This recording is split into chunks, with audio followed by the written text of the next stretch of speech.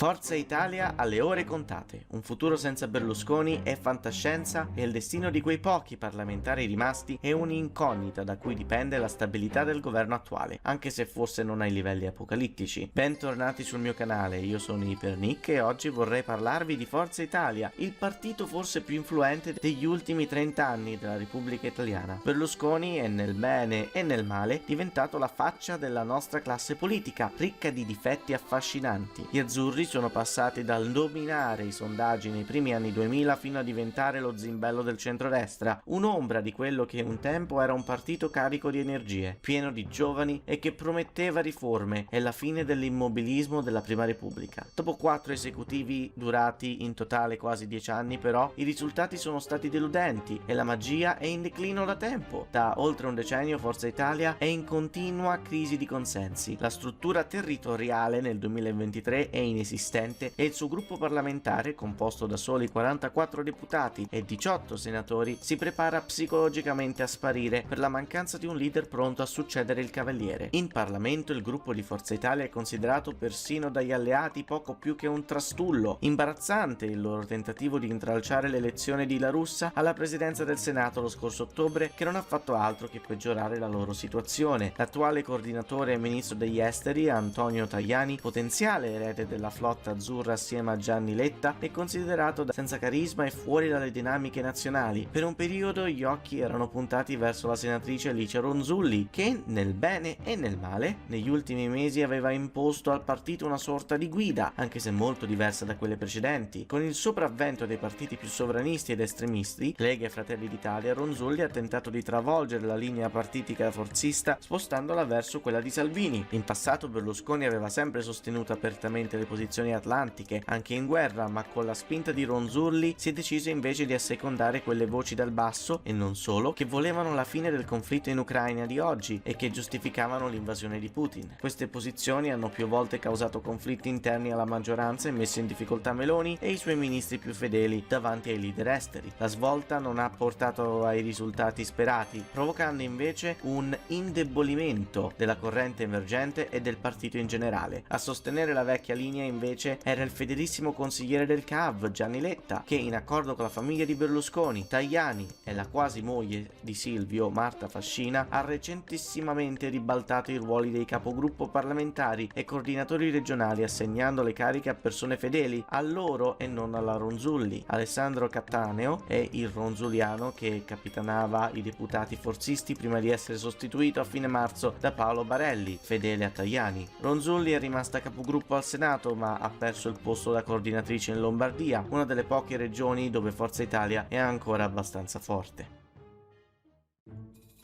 Questo ci porta Berlusconi in sé. Come molti di noi già sanno, nel momento in cui sto scrivendo questo video, Berlusconi è stato ricoverato all'ospedale di San Raffaele per una polmonite. Dalle sue carte mediche emerge una diagnosi di leucemia risalente ad 1 o 2 anni fa, che fino ad ora era ignota al pubblico. Per quanto adesso la sua salute si sia stabilizzata, non è controverso ipotizzare che Silvio ci possa lasciare da un momento all'altro. Durante questi momenti si sta facendo molto notare Fascina, che secondo la giornalista del Domani Giulia Merlo è colei che non solo ha accompagnato l'ex premier in ospedale qualche giorno fa, ma è anche il filtro dal quale passano tutte le informazioni sul suo stato di salute. Era lei a gestire gli accessi, in pieno accordo con quella che è a tutti gli effetti la matriarca, la primogenita Marina Berlusconi. La figlia regge la struttura dell'azienda e detta la linea tenendo il filo diretto con il livello maggiore del governo e quindi direttamente con Giorgia Meloni. Continua parlando di Fascina. La compagna è diventata la garante del partito e ha fatto prevalere la componente considerata meloniana in accordo con il coordinatore Antonio Tajani, sfilando la guida al gruppo guidato da Licia Ronzulli e più gravitante nell'ottica della Lega. Questa versione è confermata dall'articolo di Elena Polidori del Resto del Carlino. Parte con una descrizione: 33 anni, nativa di Melito di Porto Salvo, Reggio Calabria, ma cresciuta a Portici, Napoli, eletta alla Camera nella fila azzurra nel 2018. Ha cominciato la sua storia con Berlusconi nel 2020, ma nessuno immaginava quando quando allora fece il suo ingresso a Montecitorio che sarebbe diventata lei la depositaria del ruolo più delicato, ovvero quello di traghettatrice dell'eredità politica di Berlusconi oltre Berlusconi. Un compito non arduo, praticamente impossibile, secondo gli analisti politici più attenti, ma il Cavaliere avrebbe pianificato anche questo, un progetto che ora si comincia a chiarire e sembra dipanarsi in una diarchia uomo-donna, ovvero Tajani-Fascina. In queste ore Berlusconi parla soltanto con Marta e con Antonio dal San Raffaele e fa discorsi di sostanza e di prospettiva solo con loro. Fascina però ha un doppio ruolo, in accordo con i figli del Cavaliere è proprio Marta a gestire il pubblico. Per concludere la parte dove cito giornalisti vi leggo il passaggio finale dell'articolo sulla vicenda di Claudia Fusani del Riformista. È difficile se non impossibile che possa esistere Forza Italia senza Berlusconi. La simbiosi tra l'uomo e il partito è totale, al netto tra l'altro di alcune variabili, a cominciare dal credito di 90 milioni di euro con cui Silvio Berlusconi tiene in piedi Forza Italia. La famiglia continuerebbe a sostenere il partito o ne decreterebbe il fallimento? Il suo è un quesito interessante, ma con l'uscita di scena di Ronzulli le faide interne in maggioranza si sono sciolte e Salvini e Meloni sperano di accaparrarsi i parlamentari e le percentuali orfane del loro ex alleato, quindi magari non avrebbe senso neanche provarci a tener vivo il progetto, almeno questo trago dal pezzo di Fusani.